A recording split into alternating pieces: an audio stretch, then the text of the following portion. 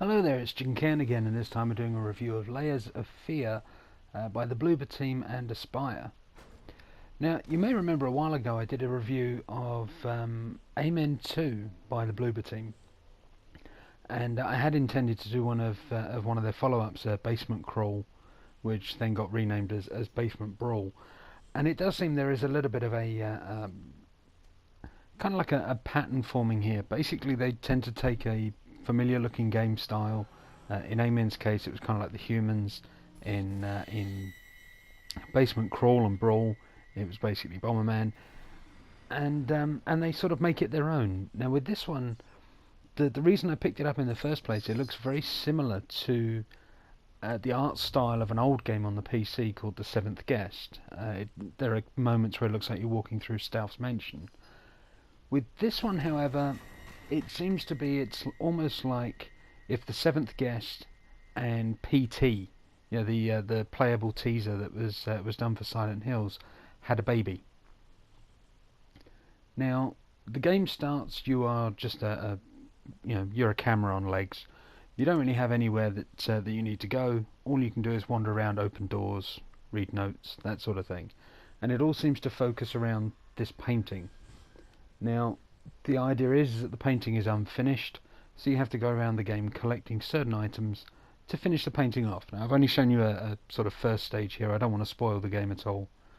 And it's a good enough game. There's a few little niggly things which I'll get into in a little while. One of them actually we'll do right now is this loading time. It is excessive, considering all it's doing is that we can see anyway, is it's changing the painting.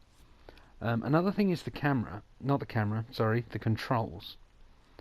If you look at the control mappings here, your right stick is also your zoom button, and that frustrates me. There's a lot of buttons that aren't being used, so we could have used one of those for zoom, and then we would have had more tight controls with the right stick.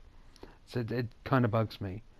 But this scene here is kind of where I got that first real PT vibe. It's an empty corridor. You're wandering around the same sort of thing over and over. And then when you next turn the corner, oh shit, you're back where you started, and so on and so forth. There's some sound effects going off that make it seem very oppressive. Actually, it's a jump scary game, but the sound that they've put into it is really good at just getting on the edge of your nerves, so that when you do have that final flash, it does make you jump. And I found that because of that, I can only play this in short bursts. Normally a horror game doesn't really bother me, but this one, for some reason, it gets under my skin. See, there's loads of little differences and tweaks that happen at all times.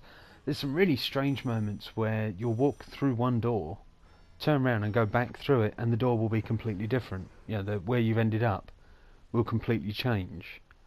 And then there's other little scenes where it's all nice touches, where sort of playing a gramophone, for example, rots the entire room. The bed collapses, the wallpaper peels off the walls and stuff like that.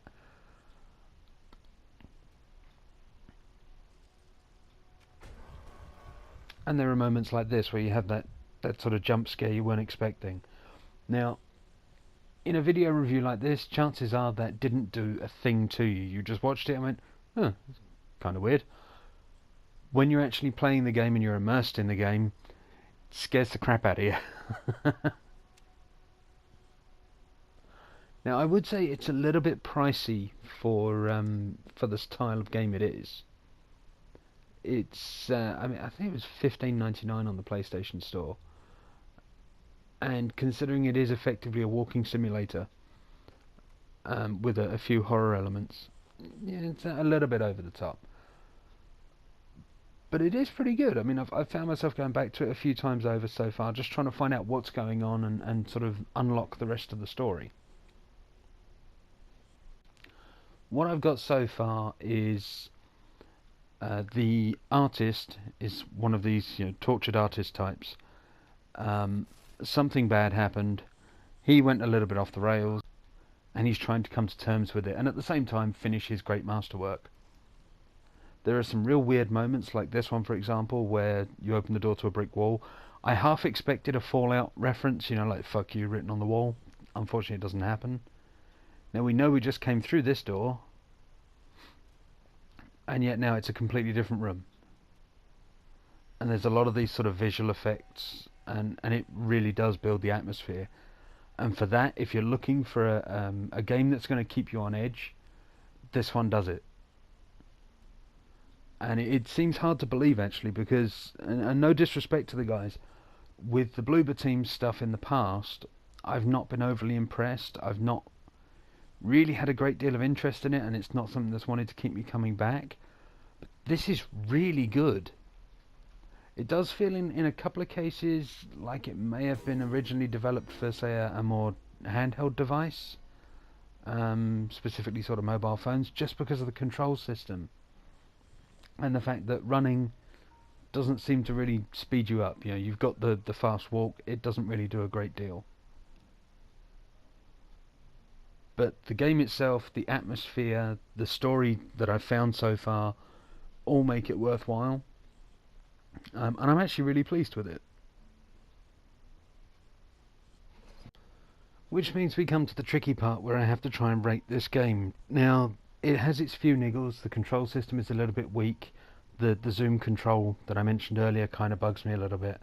And the fact that the run doesn't kind of make you actually run. But that's really it. I mean, other than that, the presentation's great, the sound's great.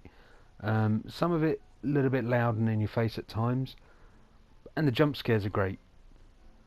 Now, because it is just this, there isn't a great deal of action. It does make it a little bit difficult to rate for everybody to play.